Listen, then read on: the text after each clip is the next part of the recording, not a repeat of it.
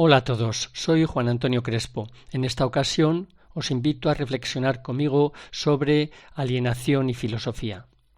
En mi opinión, el problema de la alienación en la sociedad contemporánea es uno de los temas claves de la filosofía y cultura actuales, tal vez el más importante. Pero ¿en qué consiste el problema filosófico de la alienación? ¿A qué me refiero con el problema filosófico y cultural de la alienación frente a otros usos de este concepto? Por ejemplo, a la alienación como una patología psicológica. En general, podemos identificar el problema filosófico de la alienación con la pérdida o debilitamiento de nuestra consciencia, voluntad y experiencia como sujetos libres, cuya naturaleza esencial consiste en construir nuestro propio destino permanentemente, en recrear la realidad de la que formamos parte en cada momento con el fin de desarrollar una vida tan plena y satisfactoria como nos sea posible. Las personas y sociedades alienadas tienden a identificar a los seres humanos con simples objetos, mercancías o animales, despojándolos de su identidad ética y espiritual, de su dignidad. El proceso de alienación que vivimos nos hace sentirnos parte de un universo que posee la estructura de una gran máquina en la que los individuos aparecen diseñados como engranajes de un sistema mecánico en el que su consciencia, su voluntad, su libertad y experiencia de sujetos se empobrece. Se reduce dramáticamente a decidir entre opciones que se nos presentan con manipulación y engaño. ¿A qué tipo de sociedad nos conduce el hecho de ignorar las diferencias cualitativas que existen entre la naturaleza ética y espiritual del ser humano frente al resto de los animales y cosas? ¿Qué destino creamos para aquellos seres humanos que convertimos en simples mercancías que transformamos en instrumentos de quienes los utilizan para servirse egoístamente de ellos? ¿Qué sentido cobran las vidas de los seres humanos en estas situaciones?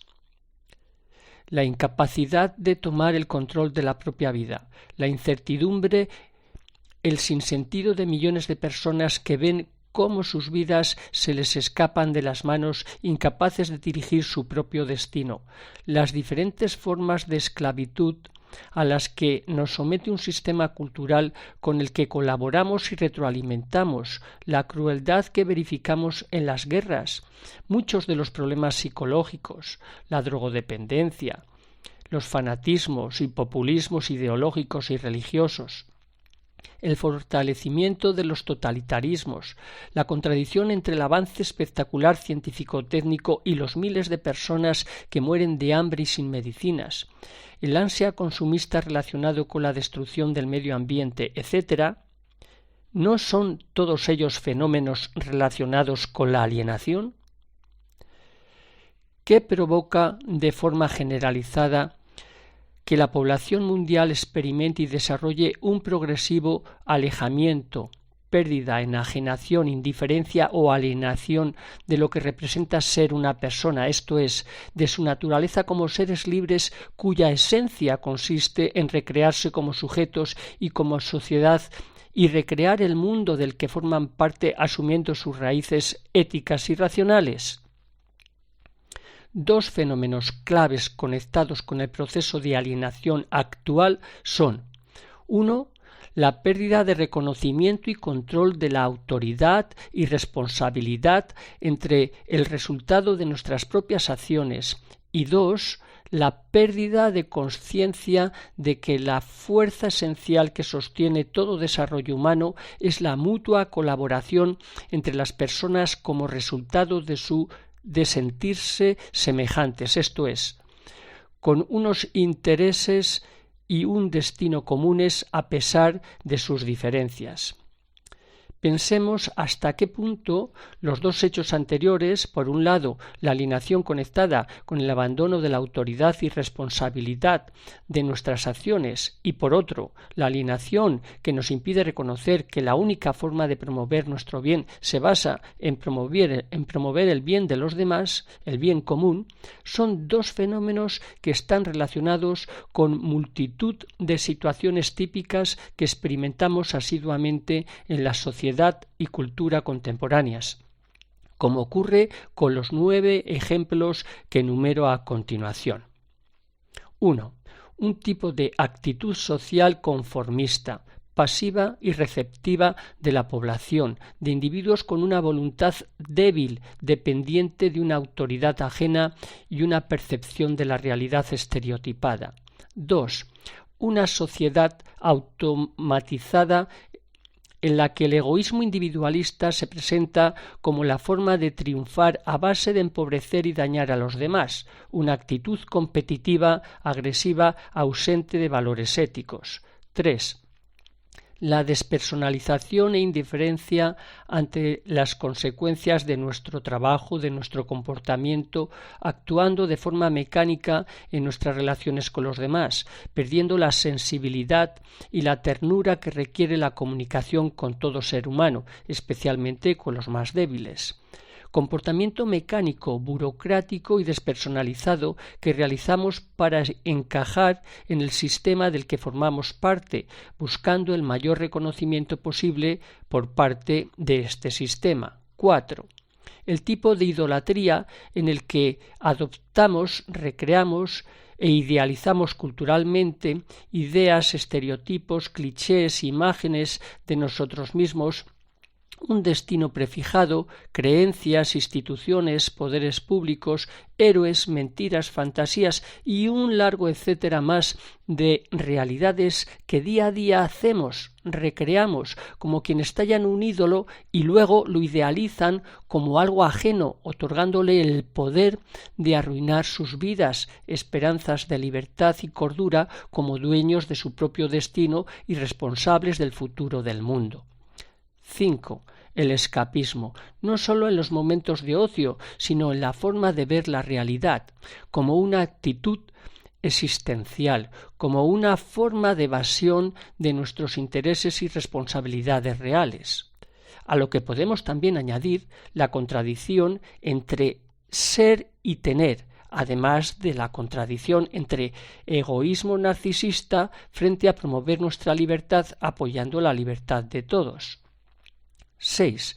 La superficialidad, la frivolidad a la hora de analizar y juzgar la realidad, la falta de cuestionarse cuáles son nuestras prioridades existenciales, la falta de autenticidad, de sentirse individuos exclusivos, imprescindibles para el resto de la humanidad, tan importantes como los que más, sin perder la humildad que imponen nuestros límites. 7.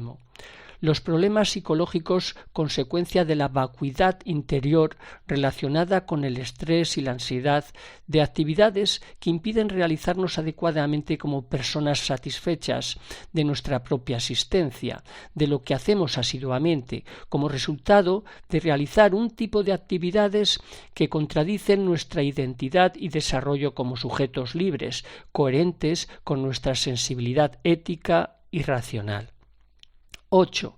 La falta de empatía, de compasión, la insensibilidad, la apatía e indolencia ante el sufrimiento ajeno, conectada con la incapacidad de reconocernos a nosotros mismos en las otras personas. 9. La dificultad para sostener la fe necesaria en nuestras propias acciones, en nuestra voluntad, coraje, razones y esfuerzo para ser nosotros mismos desarrollando lo mejor de nuestras posibilidades. ¿Cómo podemos luchar contra este proceso de alienación, de enajenación de nuestra naturaleza esencial como personas? ¿Qué actividades, comportamientos y actitudes que nosotros creamos nos alienan? ¿Qué debemos hacer para emanciparnos de los hábitos del aprendizaje inadecuado de las ideas y creencias que hemos convertido en ídolos falsos y promueven nuestra deshumanización? ¿Qué debemos hacer para afianzar la fe necesaria en nosotros mismos, en nuestra voluntad, esfuerzo, autenticidad, amor, en nuestro quehacer cotidiano, para generar experiencias de nuestra existencia y del mundo cargadas de dignidad? Para acabar, tal vez deberíamos preguntarnos qué consecuencias se derivan para los demás y para nosotros del hecho de mantenernos en un sistema cultural y social que estimula y se retroalimenta de la alienación de sus ciudadanos, impidiéndolos reconocerse como responsables de su propio destino. ¿Qué podemos hacer para frenar y evitar este proceso de alienación y deshumanización? Quizás no esté de más empezar por reconocer que somos lo que hacemos y que trabajando para desarrollar lo mejor de nosotros mismos mejoramos el mundo que nos rodea. Espero que este vídeo te haya parecido interesante. En el próximo trataremos de un nuevo tema que conecte pensamiento y acción. Hasta entonces, disfruta de la filosofía.